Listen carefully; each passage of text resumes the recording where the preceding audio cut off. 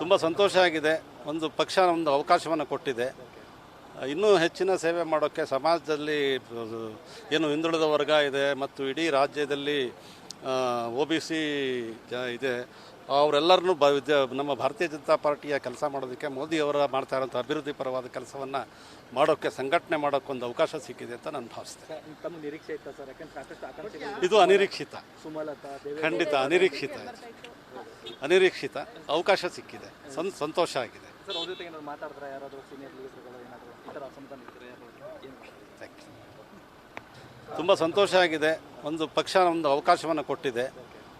ಇನ್ನೂ ಹೆಚ್ಚಿನ ಸೇವೆ ಮಾಡೋಕ್ಕೆ ಸಮಾಜದಲ್ಲಿ ಏನು ಹಿಂದುಳಿದ ವರ್ಗ ಇದೆ ಮತ್ತು ಇಡೀ ರಾಜ್ಯದಲ್ಲಿ OBC ಇದೆ, ಅವರೆಲ್ಲರನ್ನೂ ನಮ್ಮ ಭಾರತೀಯ ಜನತಾ ಪಾರ್ಟಿಯ ಕೆಲಸ ಮಾಡೋದಕ್ಕೆ ಮೋದಿಯವರ ಮಾಡ್ತಾ ಇರೋಂಥ ಅಭಿವೃದ್ಧಿ ಪರವಾದ ಕೆಲಸವನ್ನು ಮಾಡೋಕ್ಕೆ, ಸಂಘಟನೆ ಮಾಡೋಕ್ಕೊಂದು ಅವಕಾಶ ಸಿಕ್ಕಿದೆ ಅಂತ ನಾನು ಭಾವಿಸ್ತೇನೆ. ತಮ್ಮ ನಿರೀಕ್ಷೆ ಇತ್ತ ಸರ್? ಯಾಕಂದ್ರೆ ಸಾಕಷ್ಟು ಆಕಾಂಕ್ಷೆ ಇದು ಅನಿರೀಕ್ಷಿತ, ಸುಮಲತಾ ಖಂಡಿತ ಅನಿರೀಕ್ಷಿತ ಅವಕಾಶ ಸಿಕ್ಕಿದೆ. ಸಂತೋಷ ಆಗಿದೆ. ಸರ್, ಅವ್ರ ಜೊತೆ ಏನಾದ್ರು ಮಾತಾಡಿದ್ರೆ ಯಾರಾದರೂ ಸೀನಿಯರ್ ಲೀಡರ್ಗಳು ಏನಾದರೂ ಈ ಥರ ಅಸಮಾಧಾನ ಇದ್ದರೆ ಏನು? ನ್ಯೂಸ್ ಫಸ್ಟ್ ನಿರ್ಭೀತಿಯಿಂದ ನಿಮ್ಮ ಪರವಾಗಿ.